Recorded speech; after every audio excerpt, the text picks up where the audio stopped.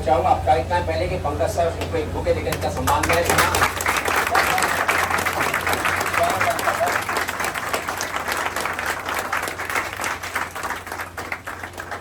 और जैसे कि आपको बताते हैं कि संपूर्ण उत्तराखंड में चौथी रैंक इनकी थी, पूरे उत्तराखंड में बहुत बड़ी बात होती है। ये 8वीं की 10वीं नौकरी है जहाँ इन्होंने ज्वाइन किया है पहली मरतबा, बाकी ज्वाइन नहीं कर रहे थे। और उम्मीद करते हैं कि जैसा इनकी प्रतिबद्धता संस्थान के प्रति थी वैसे ही विभाग के प्रति भी रहेगी। बात नेक और बहुत ईमानदार व्यक्तित्व के धनी है मिस्टर सुभाष शर्मा जी। आप सब जानते हैं इतने समय से सेवाएं दी है और अभी भी आपके बीच निरंतर रहेंगे। बेसिकली ऑनलाइन प्लेटफॉर्म पर तुम्हारे कंटिन्यू बने रहेंगे क्योंकि इनकी पोस्टिंग कहीं भी हो लेकिन आप लोगों के पीछे बने रहेंगे। और जो इनकी सेवाएं थी जिस विषय में पढ़ाते थे कंटिन्यू पढ़ाते हुए रहेंगे। मैं चाहूंगा कि आप थोड़ा सा अपने प्रशिक्षण लिया अभी उसके अनुभव साझा करें छात्रों के साथ में। और एक जब आप नौकरी पेशे वाले बन जाते हैं उसके बाद क्या क्या परिवर्तन आपके जीवन में आते हैं वो थोड़ा सुभाष सर आपको बताएंगे। क्योंकि बखूबी जानते हैं अभी ATI से ट्रेनिंग के लौटे ही है और फिर हमारे बीच में आए हैं 2-4 दिन ये उनको आकर के हुए बताएंगे कि भाई जब आप निकलेंगे प्रशिक्षण में आपको किस किस प्रकार की चुनौतियों का सामना करना पड़ता है, कौन कौन सी चीजें ऐसी है जो आपको वहां फेस करनी समस्या है। सुभाष सर।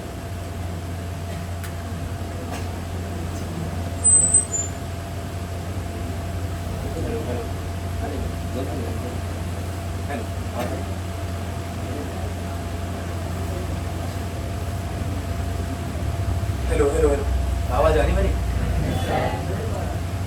सबसे पहले पंकज सर और राणा सर का इतने सम्मान के लिए बहुत बहुत मैं धन्यवाद देना चाहूँगा।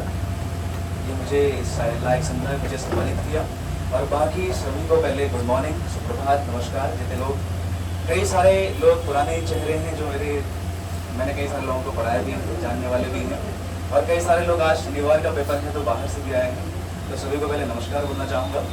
और बाकी जहाँ तक बात ट्रेनिंग की है तो ट्रेनिंग में बहुत सारी विभिन्न प्रकार की चीज़ें होती हैं, कई सारी चीज़ें सीखने को मिलती हैं। अनुशासन, आपका समय प्रबंधन, उसके अलावा अपनी लाइफ को किस प्रकार से हम व्यवस्थित कर सकते हैं, अपना डेली का रूटीन किस प्रकार से हमें व्यवस्थित करना है, तो कई सारी चीज़ें नई सीखने को मिलती हैं। बाकी अभी मैं फील्ड पर नहीं गया हूँ तो मुझे फील्ड का बिल्कुल भी अनुभव नहीं है कि किस प्रकार की चुनौतियाँ वहाँ पर आएंगी, लेकिन हमें इस लायक बनाया गया है कि हम उन चीज़ों से टैकल कर सकें। और बाकी जहाँ तक थोड़ा मोटिवेट करने की बात है, प्रोत्साहन की बात है, तो कुछ चीज़ें मैं अनुभव अपने आप के साथ बांट भी सकता हूँ और कुछ चीज़ें ऐसी हैं जो हमें ज़रूर फॉलो करनी चाहिए दिन प्रतिदिन। जैसे पहला पॉइंट मुझे लगता है कि हमें समय प्रबंधन का बहुत ध्यान रखना चाहिए। टाइम मैनेजमेंट बड़ा इंपॉर्टेंट है हर विद्यार्थी के जीवन में, क्योंकि समय को यदि आपने प्रबंधित नहीं किया तो समय आपको फिर पूरी तरह ले जाएगा, कहीं अलग जगह ले जाएगा, आप फिर चीज़ों को संभाल नहीं पाओगे। तो अपने समय को बैलेंस करें। यदि आप कहीं एक्स्ट्रा समय खर्च कर रहे हैं सोशल मीडिया में, मेनली आज की युवा की जो दिक्कतें हैं सोशल मीडिया से कई ज़्यादा चीज़ें आती हैं। जैसे आप यूट्यूब शॉर्ट्स पे हो या इंस्टाग्राम शॉर्ट्स में तो उसमें देखते हैं तो लत लग जाती है देखने की।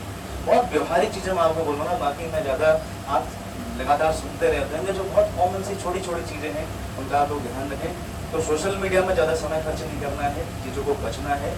पाठ्यक्रम, जितने भी लोग यहाँ पर हैं, जो आप एग्ज़ाम की तैयारी कर रहे हैं, अपने सिलेबस को अपने सामने रखें, सिलेबस को लगाइए, सिलेबस का प्रिंट आउट निकालें, सिलेबस को सामने रखें, उसका एक एक शब्द पढ़िए। आप लोग उससे बाहर नहीं जाना है, चीज़ें पढ़िए और लगातार जो अपना सिलेबस है उसको कंप्लीट करें। और समय लगता है, जल्दीबाजी करने की आवश्यकता नहीं है, क्योंकि आज के यूथ में वो जो 15-15 सेकेंड की वीडियो देखने की आदत है, उसी के चक्कर से वो लाइफ में भी चीज़ें आती हैं हमारे सामने।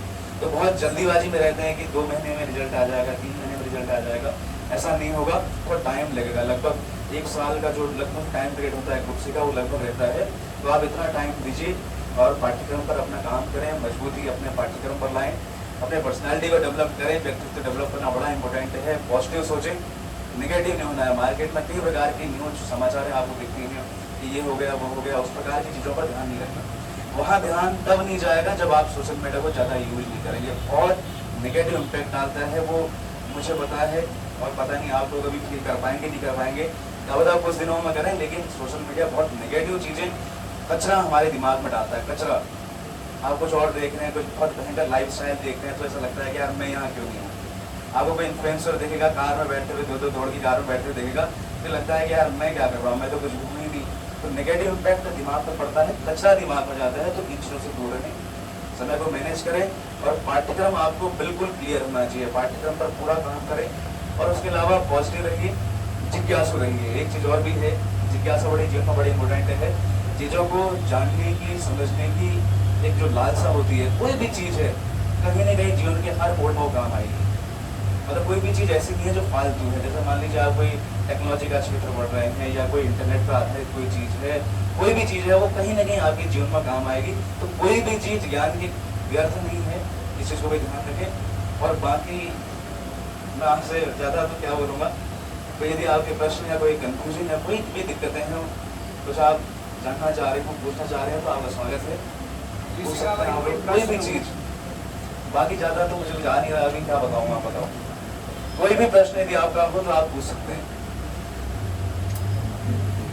कोई समस्या हो आपके जीवन में जो चली आ रही है, पढ़ाई से संबंधित हो या कोई ऐसी अन्य समस्याएं हो जिसकी वजह से आपकी उसमें बाधाएं आ रही है, तो आप जो है उससे पूछ सकते हैं। और सर का जो अनुभव है वो अपने अनुभव से जो है आपके बीच उसे साझा करेंगे।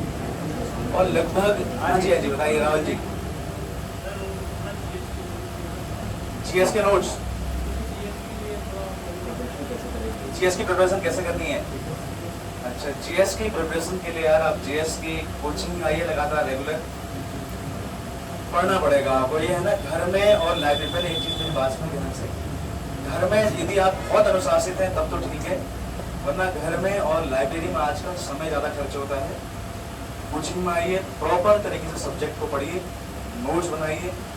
घर जाकर कोई रेफरेंस बुक आपके पास होगी तो उस बुक को पढ़ें, और यदि कोई चीज़ें छूट रही हैं तो उस रेफरेंस बुक से उसमें शामिल कर लीजिए, तो एक कंप्लीट नोट्स बन जाएंगे। लेकिन करना आपको रेगुलर पड़ेगा। घर में चीज़ें नहीं होती, आपने खुद भी देखा होगा। जब हम घर में रहते हैं तो लिबर्टी लेते हैं घर में कि यार मैं पढ़ लूँगा, तो घर में कई प्रकार की समस्याएं आती हैं, दिक्कतें आती हैं, बीच में डिस्टर्बेंस होता है। तो आप एक अनुशासन के साथ में कोचिंग को जाना पड़ेगा जरूर। आप अच्छी कोचिंग ज्वाइन करें, जहाँ भी है आपको जो लगता है वो आपकी लिबर्टी है, लेकिन आप रेगुलर जाकर सब्जेक्ट को आराम से पढ़िए, उसके नोट्स बनाइए। जो चीज़ें छूटी हैं वो आप रेफरेंस बुक से शामिल कर सकते हैं, क्लास में पूछ सकते हैं। उसके बाद आती है घटना चक्र का रोल। एक घटना चक्र किताब है जिसमें प्रीवियस PYQ रहते हैं, तो आप उसको आराम से पढ़िए। जैसे मान लीजिए आपने कोई यहाँ टॉपिक पढ़ा है, उसको घर जाकर पढ़ सकते हैं आप PYQ को, किस प्रकार से प्रश्न आते हैं। तो एक लाइट हाउस का काम करता है। तो घटना चक्र और सब्जेक्ट साथ साथ पढ़ते रहें, कोई दिक्कत की बात ही नहीं है, बस प्रायोरिटी होनी चाहिए। और पढ़ाई को यदि आप लोग इधर आए हैं, देहरादून में कई सारे पहाड़ों से लोग आते हैं, हम भी खुद वहीं से आए थे स्टार्टिंग में, तो हम प्रायोरिटी भूल जाते हैं कई बार कि हमें करना क्या है। हम आते तो हैं गाँव से झोला झंडी लेकर इधर धर्मपुर में, लेकिन चीज़ें भूल जाते हैं दोस्ती यारी में कि मुझे करना क्या है, समय का सदुपयोग नहीं कर पाते। तो उस चीज़ को ध्यान रखो कि हम आए क्यों हैं, बस इतना ध्यान रखना है। जब भी डिमोटिवेटेड हो गए तो उस चीज़ को ध्यान रखें कि यार मुझे मेरे मम्मी पापा ने किस चीज़ के लिए करणपुर में भेजा है, मतलब क्या एक्सपेक्टेशन वो रखते होंगे हमारे प्रति, तो ये चीज़ें ध्यान रखनी है। तो भटकने का तो कोई सवाल ही नहीं है। भैया क्या प्रश्न हो? और किसी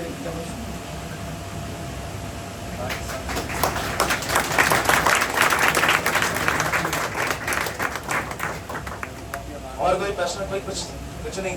हाँ जी दीक्षिका जी बताइए।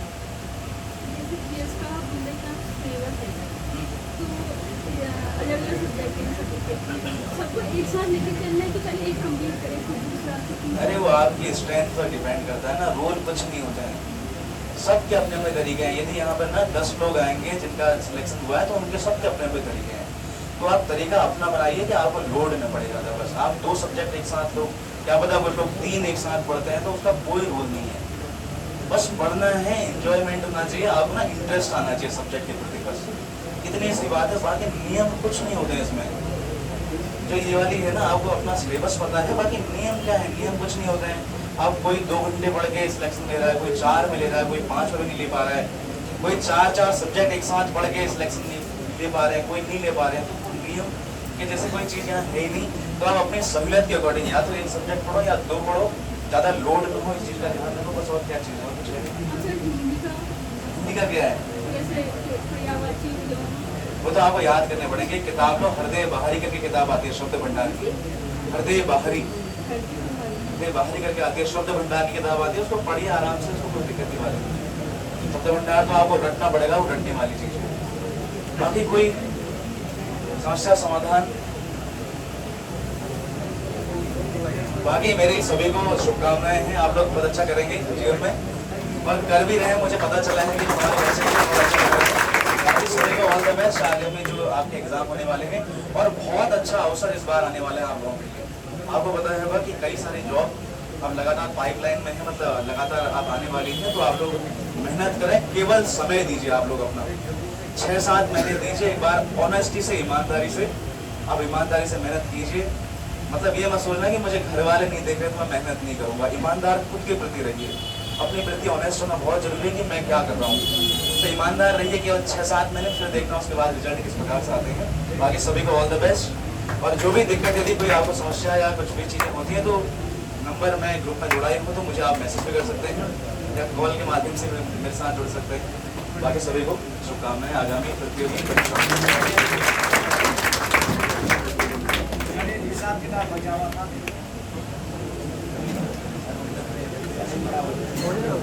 हमारे पास आज के जो